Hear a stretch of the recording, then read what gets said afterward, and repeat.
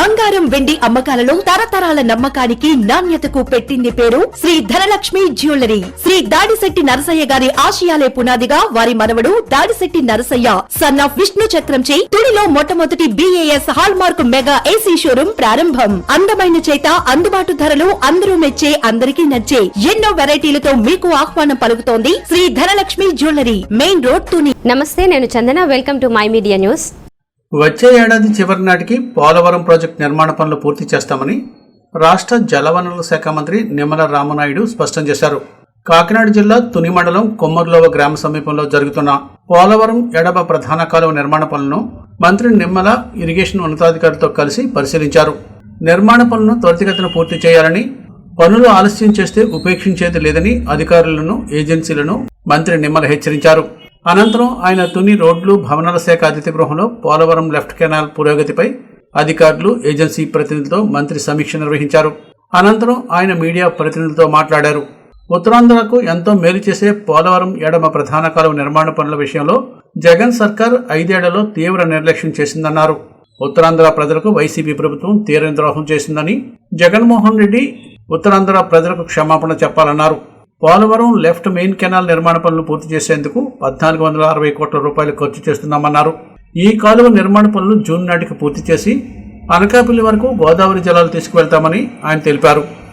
Polavaram left main canal పనులు శరవేగంగా జరగడమే అని చెప్పి మీ అందరికి కూడా తెలియజేస్తూ ఉన్నా. గత 5 సంవత్సరాల వైఎస్ఆర్సీపీ పాలన అంటే ఒక విధ్వంసకరమైనటువంటి పాలన, ఒక వికృతమైనటువంటి పాలన, ఒక తిరోగమైనటువంటి పాలన. దానికి ఉదాహరణ అంటే గత 5 సంవత్సరాల విధ్వంసకరమైనటువంటి, వికృతమైనటువంటి తిరోగమన పాలన కూడా ఉదాహరణ ఏదైతే పోలవరం లెఫ్ట్ మెయిన్ కెనాల్ చెప్పుకోవచ్చు. ఎందుకు ఈ మాట చెప్తూ ఉన్నానంటే, గత 5 సంవత్సరాల వైఎస్ఆర్సీపీ పాలన ఈ ఆంధ్రప్రదేశ్ రాష్ట్రాన్ని 20 సంవత్సరాలు వెనక్కి తీసుకెళ్ళిపోయింది. అందులో ప్రత్యేకించి మనం పోలవరం లెఫ్ట్ మెయిన్ కెనాల్ 5 సంవత్సరాలు అధికారంలో ఉండి పోలవరం లెఫ్ట్ మెయిన్ కెనాల్కి సంబంధించి ఒక్క అరబస్తా సిమెంట్ పని చేయలేదు, ఒక తట్ట మట్టి పని చేయలేదు, ఒక్క రూపాయి కూడా ఈ పోలవరం లెఫ్ట్ మెయిన్ కెనాల్కి గత 5 సంవత్సరాల వైఎస్ఆర్సీపీ పాలన పనిచేసినటువంటి పాపాన పాల. మరి ఏదైతే ఈ యొక్క ఉత్తరాంధ్రకి అత్యంత కీలకమైనటువంటిది ఈ లెఫ్ట్ మెయిన్ కెనాల్కే ఇంత అన్యాయం, ద్రోహం, దగ జగన్మోహన్ రెడ్డి చేశాడు అని అంటే మరి ఉత్తరాంధ్ర ఊసే ఎత్తేటువంటి అర్హత కూడా జగన్మోహన్ రెడ్డికి లేదు అనే విషయాన్ని ఈ పోలవరం లెఫ్ట్ మెయిన్ కెనాల్ పనుల అలసత్వం మీద నిలదీస్తూ ఈరోజు కూటమి ప్రభుత్వం అధికారంలోకి వచ్చాక గౌరవ ముఖ్యమంత్రి చంద్రబాబు నాయుడు గారు మీరందరూ చూశారు. ఆయన ముఖ్యమంత్రిగా ప్రమాణ స్వీకారం చేసిన తర్వాత ఆయన మొట్టమొదటి ఫీల్డ్ విజిట్ పోలవరం ప్రాజెక్టు.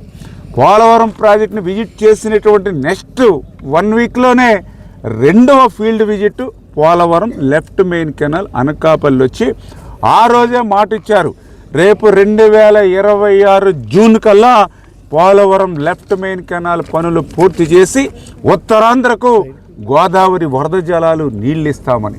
అంటే 5 సంవత్సరాల వైసీపీ పాలనలో ఈ పోలవరం లెఫ్ట్ మెయిన్ కెనాల్ ఊసే లేకపోతే మనం వచ్చినటువంటి ఒక్క సంవత్సరంలోనే ఆ రోజు చంద్రబాబు నాయుడు గారు మాట ఇవ్వడమే కాదు, 1460 కోట్ల రూపాయలు నిధులు కూడా కేటాయించి ఈ రోజుకి దగ్గర ఫస్ట్ ఫేజ్లో 80-85% పనులు పూర్తి చేసాం. ఈ ఏప్రిల్ మే నెలకల్లా మరి మిగిలినటువంటి బ్యాలెన్స్ పనులు కూడా పూర్తి చేసి ఆ ఫేజ్ 1లో భాగంగా ఆ యొక్క గోదావరి వరద జలాల్ని అనకాపల్లి వరకు తీసుకొస్తామనే విషయాన్ని మరొక్కసారి మీ ద్వారా అందరికి కూడా తెలియజేసుకుంటూ మరి ఈ రకంగా ఒక క్రిటికల్ వర్క్స్ కూడా, ఎందుకంటే ఇప్పుడే మీరు చూస్తున్నారు పాత్రికేయ మిత్రులు కూడా మండు టెండల్లో మిట్ట మధ్యాహ్నం మీరు ఇక్కడ నిలబడి చూస్తూ ఉన్నారు. ఇప్పుడే మనం ఏదైతే మరి పంప ఆక్విడేట్ చూసాం. నేను 2024లో ఇరిగేషన్ శాఖ మంత్రిగా ఫస్ట్ విజిట్కి వస్తే ఆ పంపాకు సంబంధించినటువంటి పునాదులు అసలు ఊబిలో ఉండి అసలు ఈ పనులు ఎవరు చేయగలమా అనేటువంటి స్థితిలో ఉంటే ఈరోజు అటువంటి పంప ఆక్విడేట్కి సంబంధించిన పనుల్ని ఇవాళ శరవేగంగా క్రిటికల్ వర్క్స్ని మేము పూర్తి చేస్తూ ఉన్నాం.